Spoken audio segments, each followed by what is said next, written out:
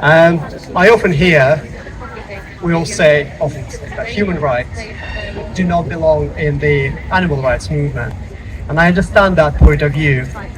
And I want to ask the question the other way around. What if animal rights belong within the human rights? The way that we treat those with less power or no power at all, and that can tell us something about the system that we're all building for everyone. And I do not believe that we should be separating ourselves from them. I believe that the movement will become stronger if we refuse to exclude and leave anyone behind, whether human or non-human. So we are very privileged here in this country to have a whole political party dedicated to the animals. That's Animal Welfare Party. Thank you. They work towards ending all exploitation and use of non-human animals. And I want to encourage everyone to vote. I get it. I know why some of you would not want to vote. I don't do politics, we might say. Is it not political why we're here today? Are we not humans who do this to and for the animals? So why do we feel so strongly about separating the two? It is the same people who keep showing up to vote. That means that it's the same people get elected. We care about the animals, but if we stay at home, then the animals remain invisible in the places where decisions are being made. And there are 650 constituencies and 8,500 electoral wards in the UK. And I have a vision that at least one person standing to represent the animals in each of those areas.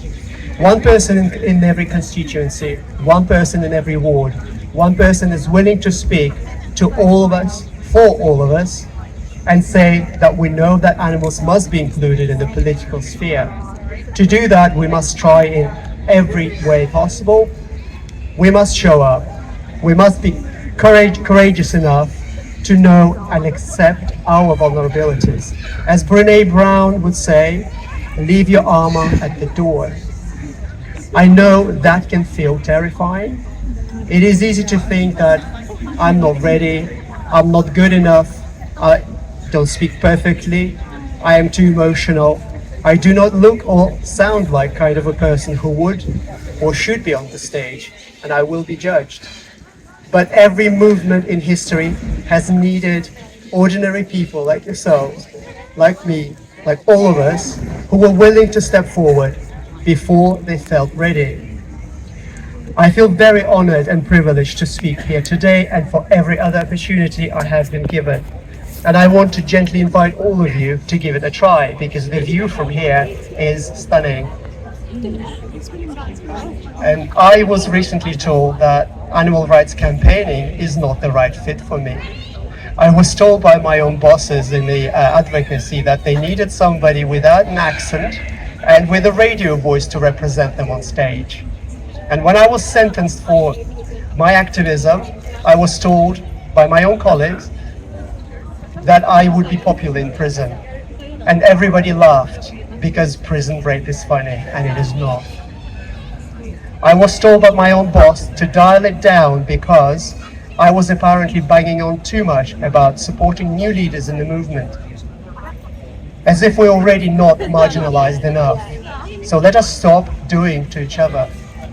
The animals need a movement that supports more people to speak, organize, learn, grow, and lead. They need all of us.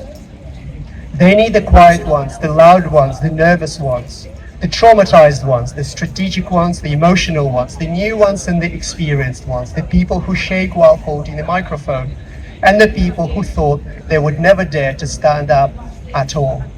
So let us empower each other.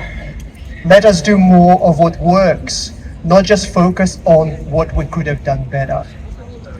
Do not let anyone tell you to dial it down.